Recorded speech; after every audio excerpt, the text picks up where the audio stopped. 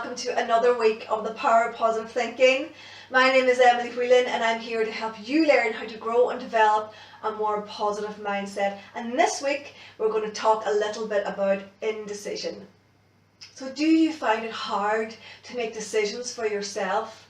Do you often find yourself looking to friends or family members to help you make important decisions? Very often these decisions are life choices and you're allowing other people to make them for you. So if so, this video training is for you. I mean, don't get me wrong, I think it's absolutely fine, to talk to friends and family and get their opinion.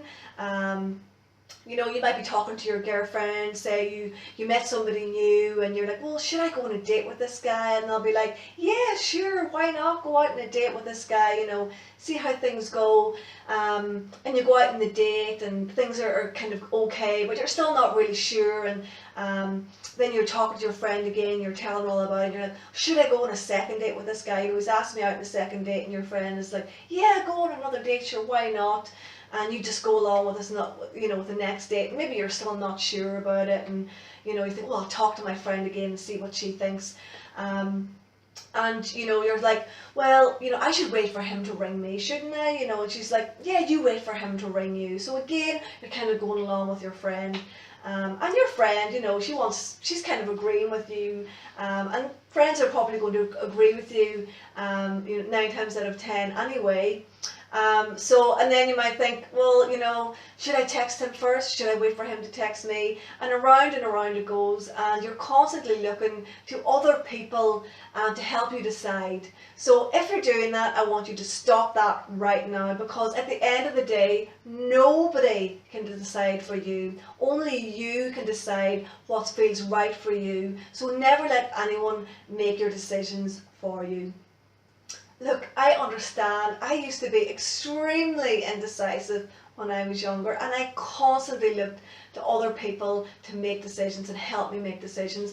But it had such a massive negative impact. It was really destructive, and I was kind of living a life based on what other people thought and based on other people's opinions.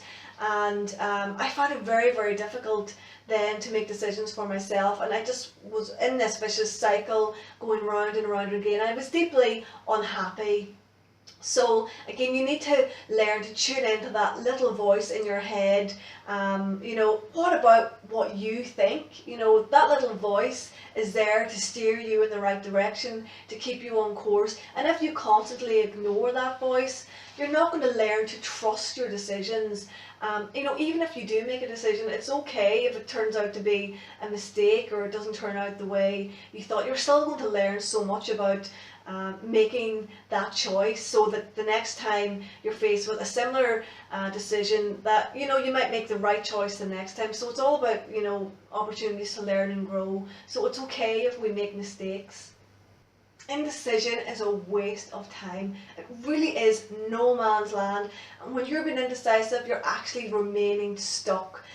Indecision also equals suffering, because it's really uncomfortable when you're just not sure what to do. So it doesn't feel good in your body. It doesn't feel very nice. So again, just make a choice, whether it's a yes or whether it's a no. At least it's going to take you out of that suffering, out of that no man's land, and stick by that decision then.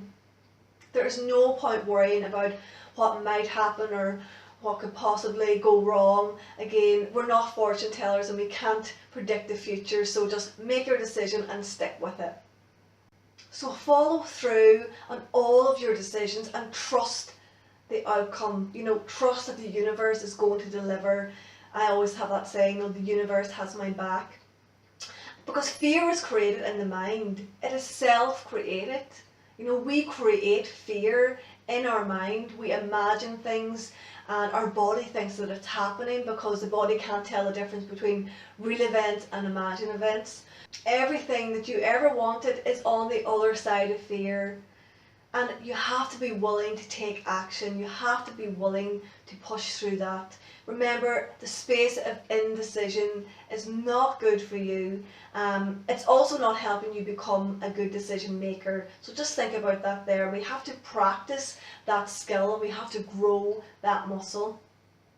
Even if you make a mistake, I promise that you will learn so much from this experience and you will just factor this in the next time you have to make a decision.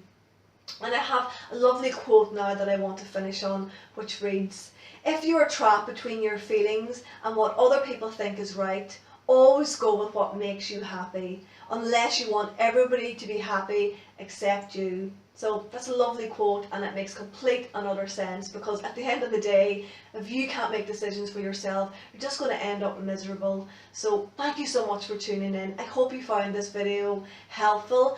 If you have ever found yourself in the space of indecision, drop me a line, pop a comment into the comments below. I'd love to hear from you. And you can also visit www.emilywhelancoaching.com. You can drop me an email or just even say hello. I'd love to hear from you, and sign up to my newsletter as well. So thank you so much for tuning in, and I'll see you next week. Bye bye for now.